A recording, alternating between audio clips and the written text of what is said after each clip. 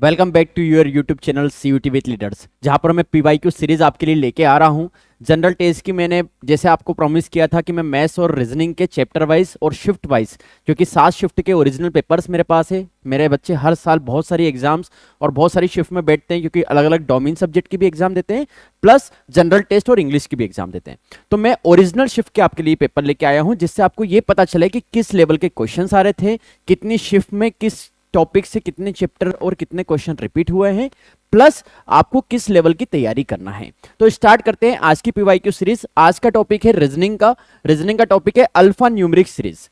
ये topic normally बच्चा ध्यान नहीं देता है, और इस साल 2023 की जो सीयूटी की एग्जाम हुई थी जनरल टेस्ट की, इसमें काफी क्वेश्चन आए थे। इसके टॉपिक बहुत आसान है, पर अगर आपने इसको नहीं पढ़ा है पहले तो आप ये बना नहीं पाएंगे। क्वेश्चन शुरू करते हैं। मैं जितना हो सके आपको समझाने की कोशिश करूंगा, ताकि आपको कोई डाउट नहीं रहे इस वीडियो के बाद। आपसे बोला है if the second half of the letter of the word intermediate. पहले मैं इंटरमीडिएट लेटर लिख देता हूं। मैं समझा रहा हूं तो हो सकता है कि थोड़ा सा टाइम ज्यादा लगे, लेकिन जब आप एक बार सीख जाएंगे तो जब आप सॉल्व करेंगे तो आपको इतना टाइम नहीं लगेगा जितना मैं बता रहा हूं आपको। ये वर्ड था इंटरमीडिएट। उन्होंने बोला if the second half of the letter of the word, second half मतलब इसको दो हिस्सों में बांटना है, 1 2 3 4 5 6 और 1 2 3 4 5 6, दो हिस्सों में बांट दिया। अब ये मेरा क्या है, सेकंड हाफ है। उसके बाद वो बोल रहे हैं कि सेकंड हाफ में क्या करना है आपको, second half of the word are reversed. इसको क्या करना है, रिवर्स करना है। पहली बात आपको ये समझ में आई। और रिवर्स करने के बाद क्या करना है, placed before first half of the letter. Reverse भी करना है और ये फर्स्ट हाफ है, इसके आगे लिखना है। तो पहले हम इसको रिवर्स कर देते हैं। तो रिवर्स करना है मतलब लास्ट वाली चीज पहले आएगी, ये सुनो। तो E T A then IDE, ये मैंने रिवर्स करके ये लिख दिया। और इसको किसके पहले लिखना था, फर्स्ट हाफ के पहले लिखना था। इंटर ये लिख दिया, ये सेकंड हाफ रिवर्स कर दिया, फर्स्ट हाफ ये लिख दिया। अब मेरी बात ध्यान से समझिएगा, क्योंकि ये वाली जो चीज है ना लास्ट लाइन, ये मैं आज जो ट्रिक सिखाऊंगा इसके बाद इसका किसी भी लेवल का क्वेश्चन आ जाए, ये ट्रिक यूनिवर्सल है, इसलिए ध्यान से समझिएगा मेरी बात। Placed before first of the letter which letter will be second to the right of the 10th letter from the right. अब यहां तो दो ही सेंटेंस है, ऐसा बोल सकता है second to the right of, fourth to the left of, 7 to the right of, 8 to the left of. 4 sentence दे सकता है, 5 दे सकता है, 10 दे सकता है। तो आपको जो याद रखना है वो क्या याद रखना है, मैं जो सिखा रहा हूं वो याद रखिए। मैं बिल्कुल बेसिक, अभी शॉर्ट ट्रिक नहीं सिखा रहा हूं, बेसिक लेवल सिखा रहा हूं ताकि कोई कंफ्यूजन नहीं हो। हमेशा लास्ट से पढ़ना आपको शुरू करना है। कहां से पढ़ना शुरू करना है, लास्ट से। लास्ट से लेके जहां तक वो कंडीशन दे रखी वहां तक हमको चलना है। तो 1 बाय 1 हम स्टार्ट करते हैं। उन्होंने बोला 10th letter from the right. तो पहले तो मेरा एक राइट हैंड है, ये मेरा राइट हैंड है, और ये मेरा लेफ्ट हैंड है। तो उनका कहना है राइट से 10th लेटर, ये क्या है, मेरी 10th पोजीशन है। ठीक, मैं यहां पर आ गया। अब इसके बाद वो क्या बोलते हैं, राइट ऑफ, फिर इसके आगे क्या है, सेकंड टू द राइट। ये जो पोजीशन है इसके भी क्या है, सेकंड टू द राइट। अब हम सोचते हैं ये 10 और 2 12 हो जाएगा, नहीं। अब हम यहां पे खड़े, अब हम यहां पर नहीं खड़े, अब हमारी पोजीशन नहीं क्या है, ये वाली। अब इस पोजीशन से हमको ढूंढना है कि हम कहां जाएंगे। तो इस पोजीशन से सेकंड राइट कहां आएगा, वापस इस साइड है, ये लेफ्ट हैंड है और ये राइट हैंड है। इस पोजीशन से तो ये राइट इधर जाएगा, तो सेकंड टू द राइट मतलब अब मैं कहां जाऊंगा, ये वाली पोजीशन पे जाऊंगा, सेकंड पोजीशन। तो 2 पोजीशन में इधर शिफ्ट हुआ। तो अब यहां से यहां तक पोजीशन की डिस्टेंस कितनी हुई बेटा, 8th पोजीशन, यस और नो। तो फाइनल जो मेरा आंसर आएगा वो 8th पोजीशन से आएगा आंसर। अब 8th पोजीशन देखो, 1 2 3 4 5 6 7 8, 8th पोजीशन कहां है, यहां है। तो मेरा आंसर क्या आएगा, D. D is my answer. अब ये तो हुई बात समझाने की, क्योंकि आपने अगर नहीं पढ़ा है तो आपको ये चीज समझ में आना चाहिए। जब हम कंपटीशन में करेंगे तो हम इतना नहीं करेंगे, हम सीधा क्या करने वाले हैं, अब ध्यान से सुनिएगा मेरी बात। ये राइट है, मैं इसको वापस बता देता हूं, ये राइट है।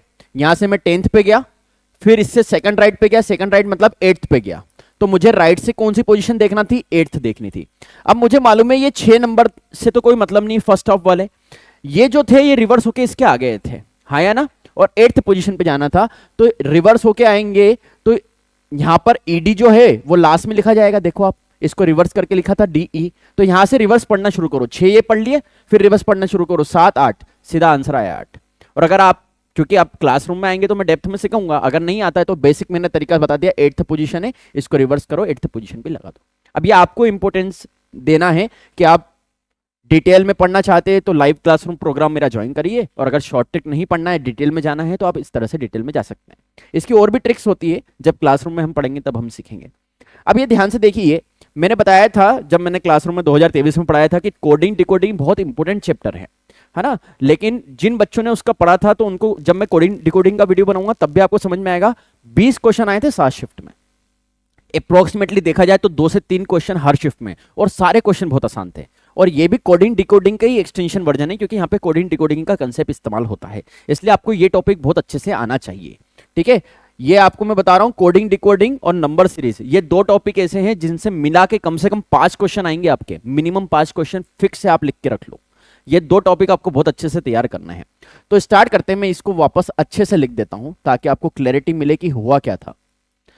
यहां पर आपको क्या बनाना पड़ता है, ये जो तरीका चल रहा है, जो भी इसमें सीक्वेंस चल रहा है, जो भी इसमें कंसेप्ट चल रहा है, उसी कंसेप्ट से हेल्प से नेक्स्ट वाली पोजीशन आपको पता करना होती है।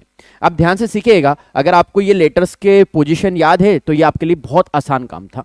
अब देखिए, जब मैं ऑप्शन देखता हूं तो सब में क्या है 90 90 90 90, तो मुझे ये सेंटर वाले की कोई कॉन्सेप्ट अभी हाल डिराइव करने की जरूरत है क्या? नहीं, मुझे सिर्फ क्या पता करना है कि फर्स्ट सेकंड पोजीशन, फर्स्ट और लास्ट वाली पोजीशन पे क्या आएगा। तो शुरू करते हैं। डी है, डी होता है 4, एफ होता है 6, तो यहां से गया तो कितना चला +2, फिर एफ से एच चला, एच होता है 8 +2, फिर यहां पर चला, ये भी क्या होता है +2, तो 10 और 2 कितना होता है 12, 12 मतलब कितना होता है एल। 90 तो मैं लिख रहा हूं, मैं 90 का कंसेप्ट भी बता दूंगा अभी आपको। ठीक, अब लास्ट से शुरू करते हैं। यहां तो +2 का कंसेप्ट था, अब देखते हैं कि नेक्स्ट कंसेप्ट हमारा क्या हो सकता है। Let us try. टी था, ये था आर, टी होता है 20, आर होता है 18, तो ये कितना हुआ -2। फिर अगर ये -2, अगर ये सब -2 होंगे तो मेरा कंसेप्ट चल गया। 18 में से 2 गए तो 16 होते, 16 होता है पी, फिर -2 करा, बिल्कुल सही, और फिर -2 करा, बिल्कुल सही, तो एन, एन होता है 14, 14 -2 क्या होता है एल, तो मेरा आंसर आया L90L। अब कुछ बच्चों के दिमाग में ये हो सकता है कि सर आप मुझे नंबर वाला भी लॉजिक बताओ, तो ध्यान से देखिए, ये नंबर सीरीज में हमने बहुत अच्छे से पढ़ा था। 4 2 जा होता है 8 और +1, फिर 9 2 जा होता है 18 +2, मतलब इंटू 2 तो है और एडिशन इंक्रीजिंग ऑर्डर में। फिर आप देखो इंटू 2 +3 है, फिर आप देखेंगे तो इंटू 2 +4 है, आपका आंसर आ चुका है। तो एक क्वेश्चन मैंने आपको नंबर सीरीज का भी यहाँ पे इस तरह से प्रैक्टिस करा दिया। तो उम्मीद है कि अब आपको ये चीज समझ में आई है। अगर वीडियो अच्छा लग रहा है और आपको लग रहा है कि ये जो PYQ सीरीज है आपके लिए वर्थ है, तो लाइक जरूर करिएगा, कमेंट जरूर करिएगा और बताइएगा ये आपको कितनी हेल्प कर रही है CUT की प्रिपरेशन के लिए। नेक्स्ट क्वेश्चन, ये क्वेश्चन बहुत फेमस क्वेश्चन होते हैं अल्फा न्यूमेरिक सीरीज के, और इन क्वेश्चन में आपका जो कंसंट्रेशन पावर होता है, प्रेजेंस ऑफ माइंड होता है, वो बहुत काम करता है, क्योंकि ये क्वेश्चन स्क्रीन पे दिखेंगे आपके। जब पेपर होता है तब तो आप मार्क करके देख सकते हैं, लेकिन जब स्क्रीन पे होता है तो पूरा कंसंट्रेशन बनाना पड़ता है, आपको स्क्रीन पे ही गिनना पड़ता है कि कैसे होगा। तो ध्यान से समझिएगा, पहले क्वेश्चन को समझते हैं अपन, उसके बाद सॉल्व करते हैं। क्वेश्चन बहुत आसान है, आपको बोला है विच of the above is exactly in the middle of 9 and 8। तो पहले देखेंगे हमारा 9 कहाँ है, यहाँ है, 8 कहाँ है, यहाँ है। एग्जैक्टली मिडिल, इनके एग्जैक्टली क्या करना है, मिडिल में आपको देखना है कि कौन सी पोजीशन है।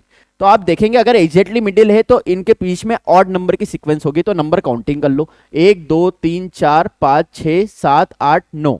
इसका मतलब यह है कि 4 इधर से लेफ्ट करो, 4 इधर से लेफ्ट करो, तो आंसर क्या आया मेरा x। ये x क्या है, एग्जैक्टली मिडिल में।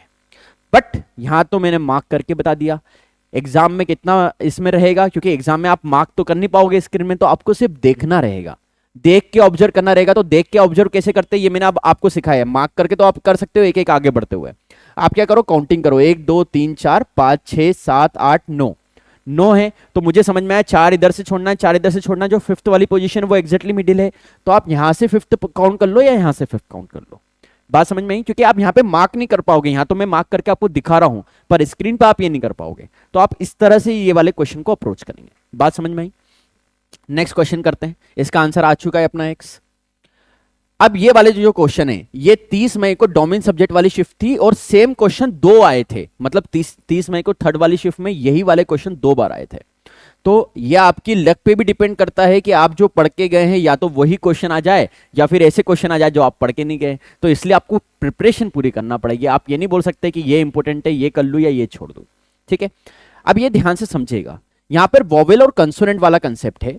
तो एक मिनट, क्या बोला है इनने, फोर ऑफ द, अच्छा ये वाला कंसेप्ट अलग है, वॉवेल कंसोनेंट वाला नेक्स्ट है। ये भी बहुत अच्छा क्वेश्चन था ये। आपको बोला four of the following five option, यहां पर जो ऑप्शन दे रखे हैं उसमें उन्होंने बोला है कि based on their position in the following arrangement to form a group one does not belong to the group, मतलब ऑड वन आउट निकालना है कि इन चार में से ऐसा कौन सा ऑप्शन है जो ऑड वन आउट है। तो मेरी बात ध्यान से समझिएगा, हम क्या करते हैं नॉर्मली सर सीक्वेंस से चलते हैं, पहला करो, दूसरा करो, तीसरा करो, चौथा करो। जब वो क्वेश्चन आसान देता है ना तो वो ऑप्शन थोड़ा सा पीछे कर देता है। अगर वो स्टार्टिंग में नहीं देगा तो क्या करेगा, पीछे करेगा, ताकि आपका टाइम क्या हो जाए, वेस्ट हो जाए पूरा चेक करने में। मैं पूरा सॉल्व करके पहले आपको दिखा देता हूं, फिर मैं आपको ये बताऊंगा कि एग्जाम में ऐसे क्वेश्चन को अप्रोच कैसे लगाई जाती है। ध्यान से समझिएगा। अब हम ये जो दे रखा है ना 5 डेल्टा आर, हम इसको देखते हैं कि ये कैसे बना। मैंने देखा 5 कहा है, तो 5 जो था वो यहां था। 5 के बाद क्या लिखा है उन्होंने, डेल्टा, तो 5 से हम कहां पे गए, डेल्टा एक पोजीशन लेफ्ट करी, और डेल्टा के बाद क्या है आर, तो डेल्टा से हम कहां गए, आर रिवर्स में गए। ये बात समझ में आई, पहला लॉजिक क्लियर। दूसरा लॉजिक पे बात करते हैं, क्या ये सभी पैटर्न इस तरह से बन रहे हैं क्या, J7 1, J कहां है हमारा, J यहां है, फिर J से पहले बाद में गए एक प्लेस छोड़ के, और फिर 7 से वापस यहां पर आ गए रिवर्स में, सेम कंसेप्ट बढ़ गया। थर्ड वाले पे देते हैं D% C copyright, D%, D से परसेंट पे गए, फिर परसेंट से गए कॉपीराइट पे, सेम कंसेप्ट बन रहा है। अब जब 3 सेम बन गए तो 4 तो बाय डिफॉल्ट ही आपका ऑड वन आउट होगा, पर फिर भी लेट अस चेक कि वो है या नहीं है, हम उसको चेक करने की कोशिश करते हैं। E% E कहाँ है, पहले हम ये देखें सर, E यहां है। अब उन्होंने बोला E से जाना है परसेंट पे और परसेंट से जाना है डॉलर पे। अब यहां पे देखिए इसने सीक्वेंस पलट दी है, यहां पे जाना चाहिए था, फिर यहां से यहां जाना चाहिए था, इस बार वो इधर गया और इधर से इधर आया, तो इसने क्या करी है, सीक्वेंस चेंज करी, तो ऑड वन आउट, तो ये मेरा क्या है, आंसर है। अब मैंने आपको क्या सिखाया, ये तो हुआ डिटेल्ड वर्जन कि आपको पूरा डिटेल्ड कंसेप्ट पता चल जाए कि कैसे अप्रोच लगाई। लेकिन जो मैं सिखाना चाहता हूं, मैंने आपको क्या सिखाया है कि जब इस तरह के क्वेश्चन आते हैं जिसमें सिर्फ ऑब्जर्व करके आंसर देना होता है, तो इस वाले क्वेश्चन में आप क्या करो, या तो पहला ऑप्शन देखो, लास्ट वाला ऑप्शन देखो। नॉर्मली आपको क्या करना है, फर्स्ट देखना है, लास्ट देखना है। आप फर्स्ट और लास्ट देखेंगे तो आपको ये समझ में आ जाएगा इन दोनों में से एक अलग है, तो उसके बाद आपको एक ही चेक करना पड़ेगा, ठीक है। या तो आप सीक्वेंस वाइज भी कर सकते हैं, जैसा आपको समझ में आए। कंसेप्ट आपको इंपोर्टेंस क्लियर होना चाहिए, जो मेरा मुद्दा है। स्टार्ट करते हैं। ये वाला जो क्वेश्चन था जो मैंने वोवेल और कंसोनेंट का बताया था, ये क्वेश्चन बहुत फेमस क्वेश्चन होते हैं अल्फा न्यूमेरिक सीरीज के। वोवेल क्या होते हैं हमको पता है, A E I O U, ये होते हैं मेरे वॉवेल्स। ये इसमें मेरे हिसाब से किसी को कोई डाउट नहीं होगा। अब ध्यान से पढ़िए क्वेश्चन क्या बोलना चाहता है, क्योंकि यही क्वेश्चन 2 बार आया था सिर्फ वैल्यू चेंज करके। क्वेश्चन ने बोला है how many such numbers are there in the above sequence each of which is immediately preceded. Immediately preceded मतलब अगर कोई नंबर यहां है 1, इमीडिएटली प्रीसीडेड मतलब इसके जस्ट पहले वाला, ये इमीडिएटली क्या है, प्रीसीडेड होता है। और एक होता है इमीडिएटली फॉलोड। इमीडिएटली फॉलोड मतलब जस्ट ये वाली पोजीशन, इसके जस्ट बाद वाली पोजीशन, ये होता है इमीडिएटली फॉलोड। ये वाला कंसेप्ट समझ में आया, इमीडिएटली प्रीसीडेड क्या होता है और इमीडिएटली फॉलोड क्या होता है। बस आपको ये समझ में आ गया तो क्वेश्चन हो गया हमारा। अब ध्यान से समझते हैं हम क्वेश्चन को। उन्होंने बोला which of the following numbers, यहां पर ऐसे कौन कौन से नंबर है जो immediately preceded by a consonant, immediately preceded by a consonant and immediately followed by a vowel. ये सी पोजीशन मतलब यहां पे कोई नंबर है जिसके जस्ट पहले कॉन्सोनेंट होना चाहिए और जस्ट बाद में वोवेल्स होना चाहिए। ऐसे कितने नंबर यहां पर है जो इस कंडीशन को सेटिस्फाई कर रहे हैं, वो आपको काउंट करके बताना है। तो शुरू करते हैं काउंट करना। देखिए ध्यान से, नंबर कहां पर है, यहां पर 7। 7 के पहले कॉन्सोनेंट है बिल्कुल, लेकिन 7 के बाद वोवेल है क्या, नहीं, ये ऑप्शन खत्म। 3 के पहले क्या आ गया, वोवेल आ गया, ये ऑप्शन खत्म।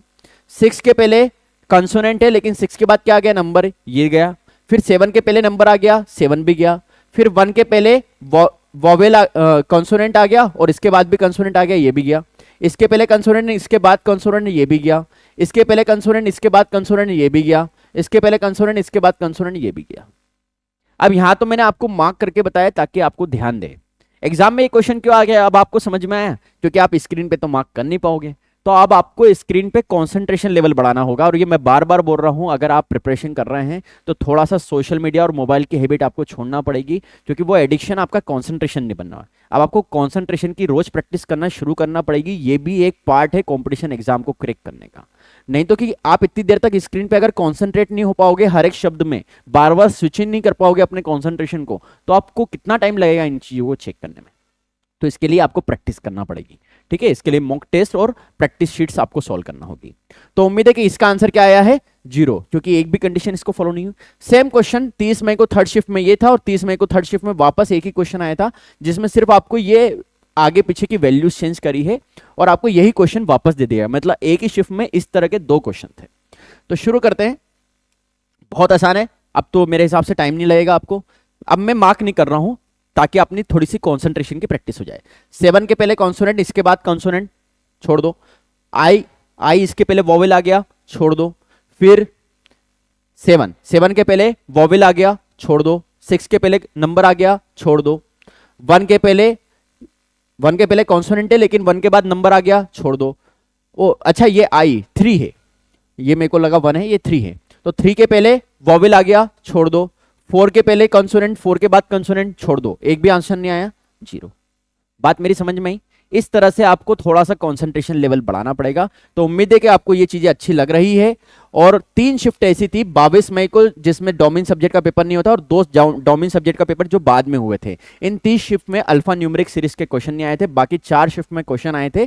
और टोटल कितने क्वेश्चन आए थे इस बार? 6 क्वेश्चन। 4 शिफ्ट में 6 क्वेश्चन आए थे। तो इसका इंपॉर्टेंस और भी शिफ्ट हुई होगी अलग अलग टाइम पे जिनमें भी ये क्वेश्चंस रिपीट हो चुके हैं। तो जैसे मेरे को बहुत सारे बच्चे पूछते हैं कि सर सिलेबस बताइए, तो मैं टॉपिक वाइज सीरीज इसलिए ला रहा हूं ताकि आपको पता चले कि सिलेबस क्या है।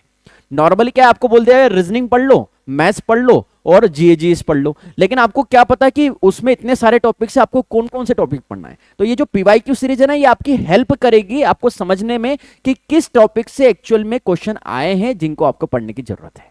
तो उम्मीद है कि आपको ये वीडियो पसंद आया है। और अगर आप सीयूटी 2024 की प्रिपरेशन करना चाहते हैं तो ऑनलाइन प्लस ऑफलाइन दोनों बैचेस अवेलेबल है। अगर वीडियो पसंद आया तो लाइक करिए, शेयर करिए और बेल आइकन जरूर प्रेस करिए, क्योंकि डेली एक वीडियो मैं आपके लिए पीवाईक्यू सीरीज का या डेली एक वीडियो सीयूटी से रिलेटेड मैं आपके लिए अपलोड कर रहा हूँ सीयूटी विद लीडर्स चैनल पे। तो अच्छा लगे तो कमेंट भी करके बताइएगा कि ये आपको कितनी हेल्प कर रही है। Thank you so much for watching.